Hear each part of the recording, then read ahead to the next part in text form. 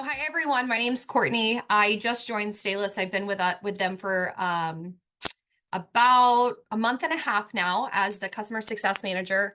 Previously, I ran Lakewood Camping Resort, which is a mega park, and we are associated with Ojai. So I have loads of information to be able to share with you guys, and we'll get rocking and rolling. So today we're going to be talking about point of sale and all the benefits that you guys can receive by using that, obviously through Staylist. But we're going to just give a little bit of business insight and marketing insight on top of that as well. So Bree is obviously on the call, and then we're going to have Chase. And he's going to be the one who's going to show you guys all the ins and outs of Staylist so that you guys can bring a little bit of this information back home to your team today. So first, I'm going to share with you my screen, and we can get rolling from there.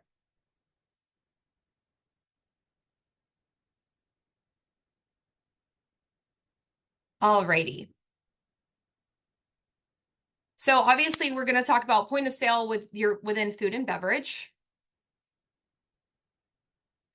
So just so you guys know, obviously, besides camping, what you guys receive site nights, all of our vacation rentals, the second largest site or source of revenue is going to be from your camp store. Your camp store can be massive, and you can have several different large areas of where you sell merchandise, or you can have a little, grab and go walking station with a couple hats, t-shirts, and trinkets that they bring home to, obviously, their families or that they wear around your park.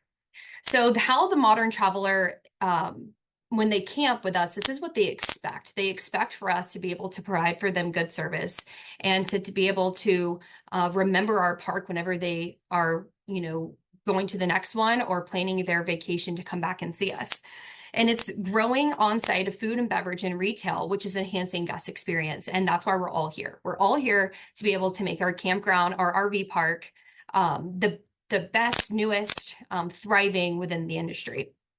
And obviously, on top of that, through Staylist, our POS integration and all the benefits that we have here help you streamline services, your operations across our food and beverage and retail platforms. So you can have real inventory tracking, all new sales data, and guest insights to be able to provide for you and for your guest the best experience possible. Why retail and food and beverage is so important? Well, like I said, it's what guests expect. It's what they expect when they come into your park and getting to know your customer. Who are they? What do they like? Where do they come from? What are they looking, to do while they're at your park? You need to be able to tailor what your food and beverage and what your retail side of your business is to your guest. Obviously, if you're in the mountains, you're not going to be and you don't have a body of water, you don't have a stream, you don't have a lake, you're not going to be selling a swimsuit. That's not going to be something that's going to draw your guest in. Maybe you have hiking gear. Obviously, sunscreen and bug spray is something that you need. Those are things that you want to provide for your guest. The product mix is everything that you need to be able to take what your guests want, ask them the questions, understand what they want, what do they expect, what do they need, and then you're going to take these things and you're going to tailor them to your park. Groceries, drinks, snacks, souvenirs, trinkets, novelty items that maybe are designed for your area, your location. I'm from the beach, right? So we're going to have things that say, today you need your vitamin C.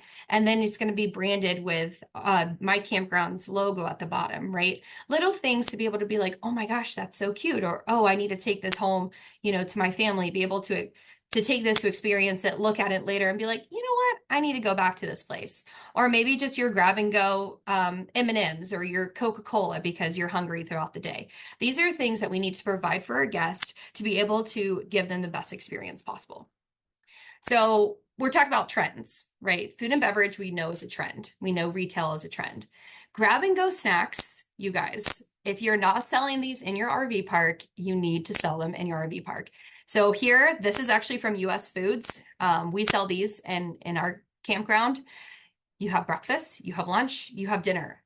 And you won't believe it, but the shelf item for these can be upwards to 30 days. And you're probably like, oh my gosh, a salad for 30 days or a sandwich for 30 days.